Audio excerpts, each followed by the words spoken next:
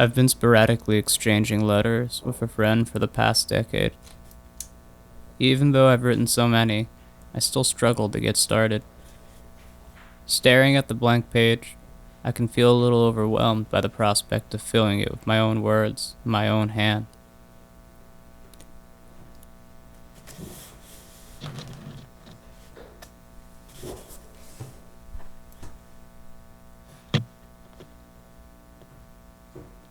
Advances in telecommunication have relieved the letter of the need to inform.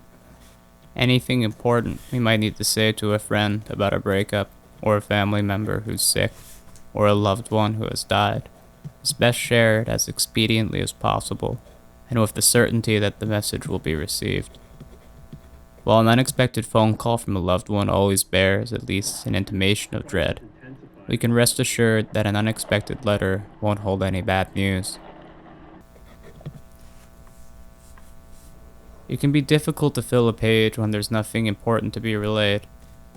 In my correspondence with my friend, all of those experiences which make up the stuff of adult life are present, but the letters never reveal them. We only remark or ruminate. Our most banal and profound thoughts tend not to be particularly informative, and tend to follow one another. This is what makes them the primary material for a letter. In this letter, I find myself writing idly about having been ill the past week, laid up on the couch with a fever, drifting in and out of sleep, and marking time by the changing quality of light through the window of my living room. A whole history of fever sleep comes into view as I write. A fever I had 5 years ago, just before COVID, and just after a memorial service, or as a child, or that an ancestor might have had at any other point in time, sleepily peering out of some aperture to the outside world as it passes by.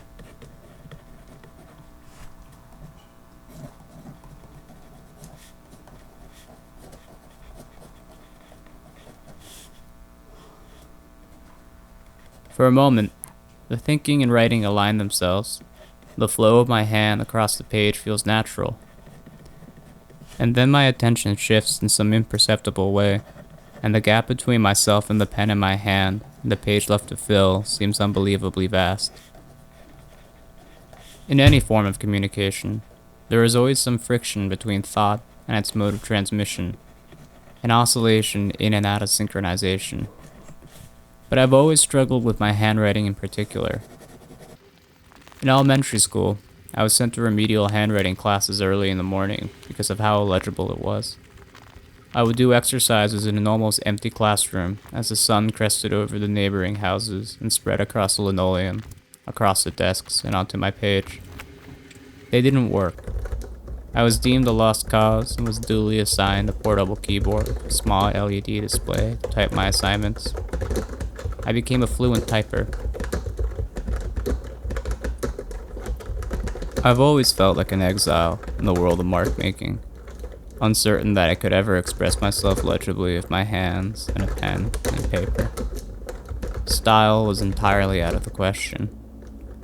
It seemed to me that the typed word, cleansed of the excess of my body by the prosthesis of the keyboard, freed me from the burden of making myself legible, but left me with only the words themselves as the material for expression.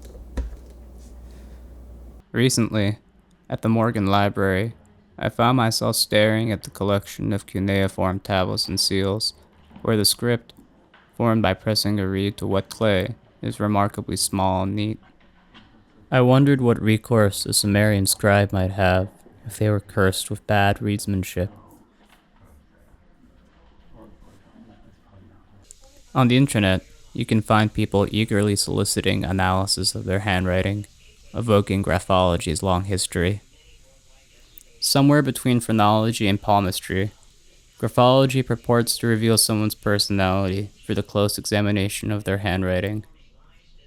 What's interesting about this, though, is that people are seeking out accounts of themselves on the basis of their script, rather than examining others.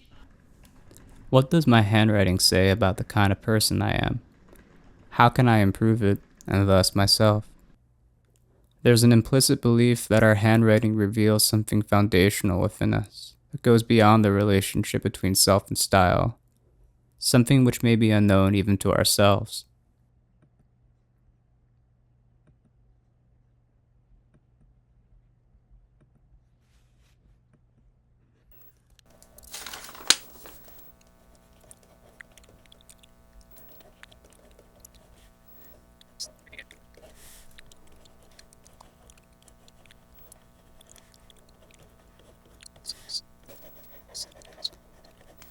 We are, of course, attuned to and attracted to the central aspect of any expression, how our hand betrays itself in the form of a letter, or the voice in the shape of a vowel. But we have little control over the kinds of bodies we come to have, the shape of our voice boxes, or how our brain happens to send messages to our hand to form letters. What can our voice or our script reveal about ourselves beyond these facts of our bodies? What is it we want them to say? Still, a letter must be written by hand. This is the basis of its intimacy. It's for its own sakeness that makes it an act of love. So of course, for love, I write by hand and risk being illegible. I let my thoughts linger on this risk, on the page itself, as a kind of clearing of the wrist, before recounting something mundane which unexpectedly uncovers something else. Meals, fevers, deadlines, and bowel movements. It occurs to me that the legibility of the letter may be secondary to the gesture of writing one, or the experience of receiving one.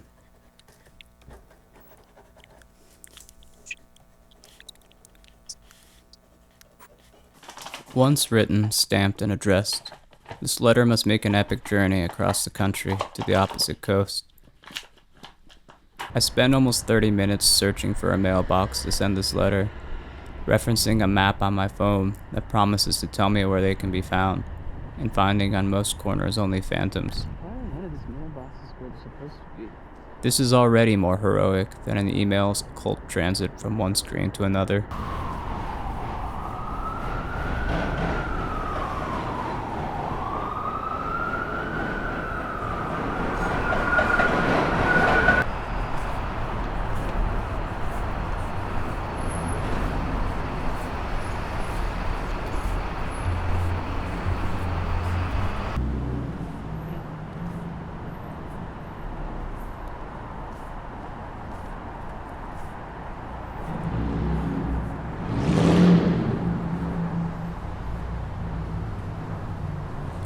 Once it's in the mailbox, I worry whether or not I've addressed it correctly, or if the address can even be read. I cannot know until my friend tells me it's been received. This time, the letter is returned to my home address for insufficient postage. I put it in another envelope with more stamps, and then it slips away from me entirely. I can't recall putting it in the mailbox, or where I may have placed it, and so it is never received. All a letter to a friend can really say is, "I was thinking of you." It is a good piece of evidence that one was thought of. The markings on the page, more than they make up the letters, which make up the words, which make up the sentences that may or may not say anything worthwhile, show traces of a hand guiding a pen across the page. The whole time that hand presses the pen against the page, it is acting out the marker's thinking of their dear friend, whether or not the thinking itself becomes words on the page. A thought, like a letter, is easily lost in transit. It's a small miracle for one to make it onto a surface.